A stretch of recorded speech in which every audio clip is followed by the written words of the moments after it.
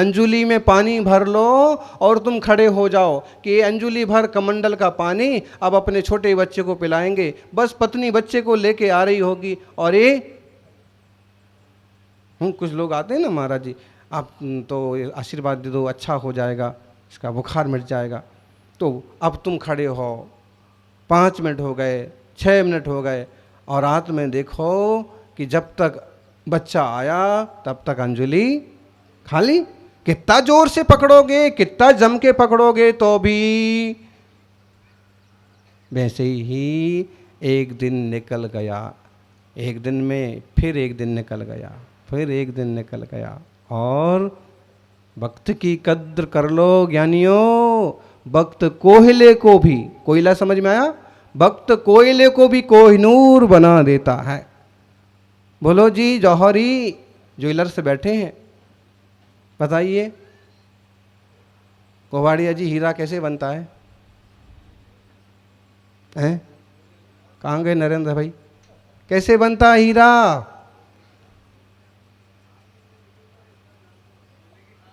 देखिए हीरा कैसे बनता है। अम्माओ अंगूठी पर पहन तो लेते हो, मालूम करो कैसे बनता है। अंदर की आत्मा को तो अपने को हीरा बनाना है, लेकिन पहले ये अपन उदाहरण ही समझ ले बे कि कोयले ग्रेफाइट है ना, कोयले की खदान और कोई पुरानी गहरी प्राचीन खदान, जब कभी गहरी और लंबी खुदाई होती है तो कहीं कहीं ऐसे पॉइंट्स होते हैं कि जहाँ पर उस टाइप के पत्थर निकलते हैं, और उन पत्थरों की ठीक ढंग से धुलाई खुदाई कटाई पिटाई करने पर उसमें से हीरे जैसे पत्थर निकलते हैं, और फिर उनके ऊपर और ज़्यादा मेहनत की जाती है और कोयले की खान में से हीरे निकल आते हैं। ये कोयले की खान है, और इस कोयले की खान में से रत्नत्रयात्मक आत्मा का हीरा निकलेगा, निकलता है। ये तुम्हारा हीरा टाइम है। घंटे भर का समय निकाल के बैठे हो ना, ये प्राइम टाइम, डायमंड टाइम। आप बिल्कुल एकदम सहज हैं, अभी शांत हैं, सुन पा रहे हैं, स्वीकार पा रहे हैं। सज्जनों, तो कोयले को भी कोहिनूर बना देता है भक्त। अपन समय की कीमत करें। सबको पता है कि महाराज जी तो 8:30 बजे कहा है तो पहुंच जाएंगे। अब जिस जिसको लेना है, वक्त होता है, देखो पानी बहुत बरसता है, लेकिन सारा का सारा पानी कपूर नहीं बनता, सारा का सारा पानी मोती नहीं बनता, सारा का सारा पानी चातक पक्षी के काम नहीं आता, सारा का सारा पानी सीप के मुंह में जाके चमकदार नहीं हो पाता। कौन सा पानी होता है जी? उसके जो नक्षत्र हैं, उसके जो टाइम है, उसका जो अनुकूलता है, उसका जो मौसम है। बोलते हैं कि जब स्वाति नक्षत्र होता है और पानी की बूंदें गिरें तो ही चातक पक्षी के पीने के काम आती हैं, वरना पीता ही नहीं।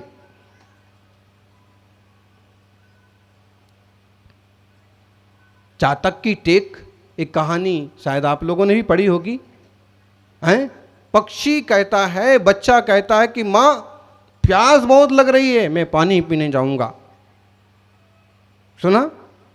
माँ कहती है बेटा हमारी कुल परंपरा है, हम कभी व्यर्थ व्यर्थ से पानी नहीं पीते। तू बता, तू कौन सा पानी पिएगा? माँ नदी का पानी पीऊंगा। हम नदी का पानी नहीं पीते। तालाब का पीऊंगा, वो भी नहीं पीते। कुएं का पीऊंगा, वो भी नहीं पीते। तो मैं नल का पानी पी लूँगा, वो तो और नहीं पीते। फिर जब स्वाति नक्षत्र का पानी बरसता है वही पानी पीते हैं।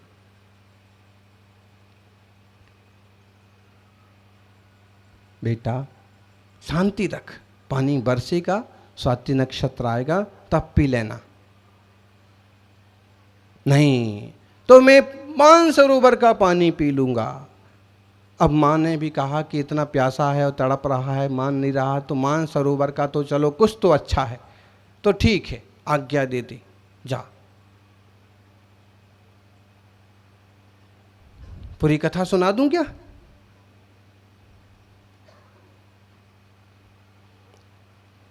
जा पी ले।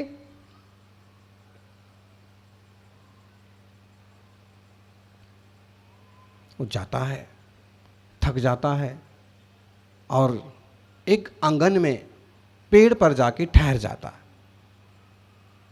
उस आंगन में बूढ़ा बाप अपने बेटे का इंतजार कर रहा है। रात हो रही है और बेटा आ नहीं रहा है। माँ बाप का इंतजार वही जानते हैं। बेटे बेटियाँ जब थोड़े टाइम का कह के जाते हैं और ज़्यादा टाइम तक नहीं आते हैं, तो इंतज़ार जो होता है वो माँ बाप ही जानते हैं। और थोड़ा इंतज़ार का मज़ा लीजिए वाली बात अलग है, लेकिन ये जो होता है एक प्रेम भरा, सच्चे प्रेम भरा होता है कि कुछ बिगड़ ना जाए। पिता बड़े बेचैन हो रहे हैं। रोज 8 बजे तक आ जाता था, रिक्शा खींचता खींचता कहीं बेहोश तो नहीं पड़ गया। रिक्शा चलाता है, 150 कमाता है, शाम को आता है, तब जाके हम लोगों का भोजन होता है। कभी देर हो जाती तो अंधेरा पड़ते पड़ते आ ही जाता। आज क्या हुआ? 11 बज गए, तब जाके बेटा द्वार पर आया। पिताजी, अरे आ गया, कब से इंतजार कर रहा था, आज तो मैं बहुत घबरा गया, बहुत टेंशन में आ गया, बहुत दुखी हो गया। तेरे बिना संसार में मेरा है कौन? परिवार प्रेम से ही चलता है, और ज्ञानियों का परिवार होता है तो भी उनकी अपनी एक अलग सोच होती है, चलता प्रेम से ही है।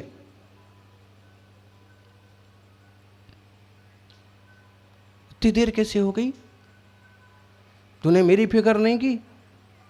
उसने कहा क्या करूं, सवेरे जैसे निकला तो सवारी तो कोई नहीं मिली, उल्टा रास्ते पर चलता हुआ मुझे एक बटुआ मिला, पर्स मिला। उसमें बहुत ज़रूरी कागज़ थे, ज़मीन जायदाद के कागज़ थे, 2 लाख रुपए थे, अमुक कार्ड था, तमुक कार्ड था। ये हाथ में लग गया। अब मैं यात्रियों को ढूंढना तो भूल गया, सवारियां कहाँ ले जाऊं, इधर से उधर ले जाऊं, ये तो भूल गया। सबसे पहले मैं इस खोज में लग गया कि किस आदमी का है, किसका है।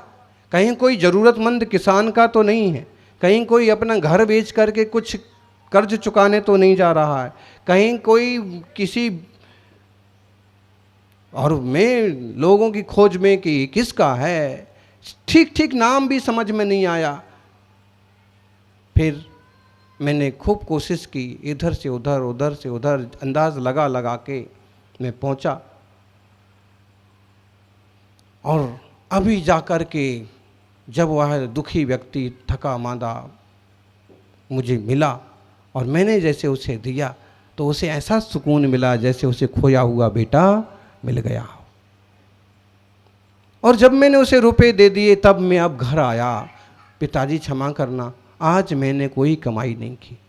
पिता ने छाती से लगाया, बोले बेटा आज तूने सबसे बड़ी कमाई की। अच्छा ये तो बता, जब इतना बड़ा धन मिला तेरे को, तो तेरे मन में बेईमानी नहीं आई कि आज मैं 150 रुपये तो कमा नहीं पाया हूँ और सबसे पहले लाख रुपए हाथ लग गए तो यही लेके घर चला जाऊँ? उसने कहा कि आप जैसे धर्मात्मा पिता के संस्कार हैं, मेरे मन में 1% भी बेईमानी नहीं आई, क्योंकि पता नहीं जिसका ये धन है वो क्या सोचेगा, वो क्या करेगा, उसका क्या होगा। किसी की बेटी के विवाह का तो प्रबंध नहीं है, किसी के बच्चे की पढ़ाई की फीस तो नहीं है। कई बार लोग इतने चुरकट होते हैं ना, इतने बदमाश होते हैं, प्याऊ से पानी पीने वाला गिलास लेके गायब हो जाते। किसी ने बड़ी मेहनत से बस का किराया जुटाया है, उसका किराया जेब में से निकाल के गायब हो जाते हैं, उसका जेब काट लेते हैं। अभी बताइए, हद हो गई बेईमानी की।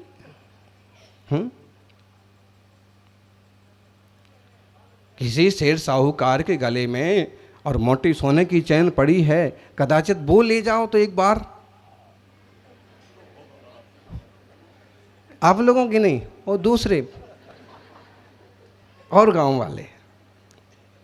लेकिन इसका अर्थ समझना, हम ये नहीं कह रहे कि चोरी करो, लेकिन अगर आपत्ति का मारा कोई व्यक्ति किसी धनवान के पास से थोड़ा मोड़ा सरका लेवे तो ज़्यादा फर्क नहीं पड़ता। आपत्ति का मारा कोई व्यक्ति कहीं से प्रबंध ना कर पाए और इधर उधर से थोड़ा सरका लिया तो की तो चोरी है, लेकिन उनको ज़्यादा फर्क नहीं पड़ेगा। चला गया 100 रुपये चले गए, कोई बात नहीं। 100 रुपये की चप्पल कोई पहन गया, बोले कोई बात। लेकिन जिस व्यक्ति ने 100 रुपये भोजन के लिए, परिवार के लिए उतने ही कमाए हैं और तुम उसका भी मार दो, कितना तुम दरिद्री, कितने नीच व्यक्ति हो। भले तुम भूखे हो, लेकिन तुमसे ज़्यादा और कोई गंदा आदमी, तुमसे ज़्यादा का मतलब जो लोग ऐसा करते। बेटा बहुत अच्छा काम किया, बहुत अच्छा, आज हम भूखे सो जाएंगे, लेकिन आज जैसा पेट मेरा पहले कभी नहीं भरा। आज मैं बहुत संतुष्ट हूँ, मैंने जो संस्कार दिए उतने रखे। चातक का पक्षी सारी बातें सुन रहा है, टुकुर टुकुर देख रहा है। गजब की बात है, इतना ईमानदार आदमी, इतना संकल्पशील आदमी, अपनी कुल मर्यादा का ऐसा पालन करने वाला आदमी, और मैं इतना टुच्चा, मैं इतना नीच। मैं अपना नियम नहीं तोड़ूंगा, मैं नहीं पीऊंगा मानसरोवर का पानी, मैं भी वापस घर जाऊंगा। जब स्वाति नक्षत्र का पानी गिरेगा तभी पीऊंगा। जैनी का बच्चा भी, भारतीय संस्कृति का सदाचारी श्रावक भी, वह अपनी कुल परंपरा, अपने व्रत संकल्प को कभी तोड़ता नहीं है। मध्य मास मधु के उसके त्याग हैं। उसने जो छोटे मोटे व्रत लिए हैं हर हाल में निभाता है। वापिस गया, माँ पिया या पानी, भर गया पेट? नहीं माँ, कोई पानी नहीं पिया, कोई पेट नहीं भरा। तूने बहुत अच्छा काम किया। कहते हैं माँ ने जैसे छाती से लगाया, तैसे ही स्वाति नक्षत्र का उदय था, पानी बरस गया, चातक की प्यास बुझ गई। सज्जनों, समय, अभी एक बहुत छोटा सा प्रसंग आपने सुना। ब्राह्मणी कहती है तुम सबका तो भला करते हो, उनका वास्तु सही करवा दिया, उनका ज्योतिष सही करवा दिया, अरे अपने यहाँ भी तो दरिद्रता है, कुछ करो। से ब्राह्मण कहता है जो आज्ञा है। किसी की माने प्रधानमंत्री ना माने, गृह मंत्री की तो सुनना ही पड़ती है, मानना पड़ती है। समझ में आ रहा? प्रधानमंत्री हो, जब तक गृह मंत्री ना हो तो धो कोई सरकार भी ठीक से चलती। ठीक है, तुम कहती है तो घर के लिए प्रबंध करता हूं। बहुत अच्छा मुहूर्त है कल सुबह का 5:15 बजे का, और मैं रात भर जाप करता हूँ, और तू गरम गरम पानी में ज्वार के दाने डाल देना, सारे मोती बन जाएंगे। जैसे ही ओम करूँ तू यूँ पटक देना, एक बार में ही सारे सारे मोती बन जाएंगे, अपन अमीर हो जाएंगे। उसने कहा रहने भी दो।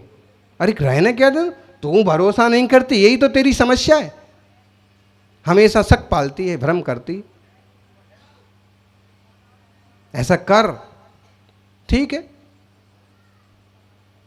क्या किया, पड़ोसन ने भी सुन ली सारी विधि, और उसने सारी तैयारी कर ली। चूल्हा भी जला दिया, पानी भी रख दिया, ज्वार भी पास में रखी, पास में एकदम तैयार बैठ गई। और जैसे ही पंडित जी ने रात भर के जाप के बाद, मंत्र के बाद कहा ओम, उसने उठाया और पटक दिया पानी में सारा ज्वार, और क्षण भर में सब के सब मोती जैसे चमकने लगे। इधर पंडित जी का जब कार्यक्रम पूरा हुआ, उठा पंडितानी बनाए मोती। उसने कहा ठहरो जी, अभी तो सो के उठे हैं, अब चूल्हा जलाएंगे, अब पानी रखेंगे। पंडित ने कहा कि गुस्सा तो आएगा, आएगा, क्या कर लोगे, लेकिन गुस्सा आएगा तो क्या कर लोगे, कहाँ जाओगे?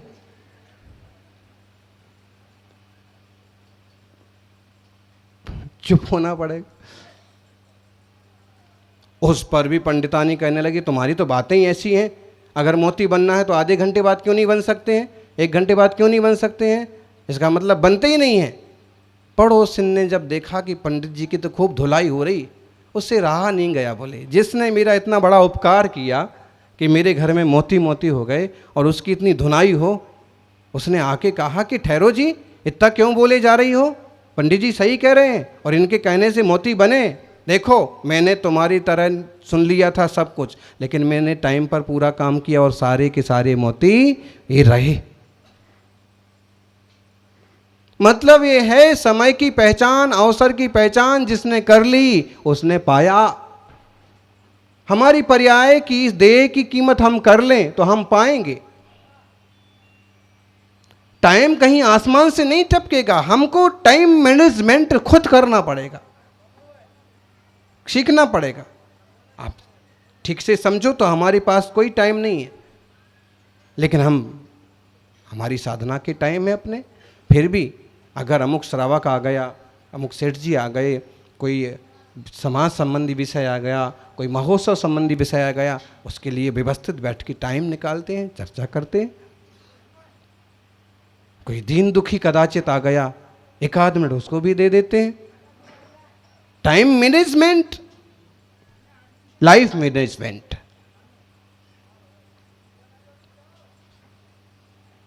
चौबीस घंटे हैं और 24 घंटे का मैनेजमेंट कीजिए आप बराबर, तो पूरा लाभ ले पाएंगे। कितने घंटे सोना, कितने घंटे मुनि संघ का सानिध्य, कितने बजे प्रवचन, कितने बजे की आरती, चौकी का टाइम हमारा ए, और ऐसे 22 शेड्यूल चलेंगे तो पूरा पूरा उपयोग होगा।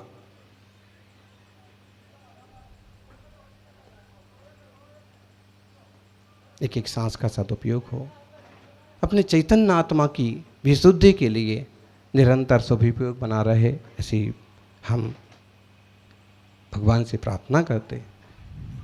सज्जनों, बालपने में ज्ञान न लहियो, तरुण समय तरुणी रत रहियो, अर्ध मृतक सम बूढ़ापनो। समय निकलने को कैसे निकलता है, कैसे निकलता है? बालपने में ज्ञान न लयो, तरुण समय तरुणी रत रहियो, अर्ध मृतक सम बूढ़ापनो। कैसे रूप लखे आप, अब क्या कर लोगे?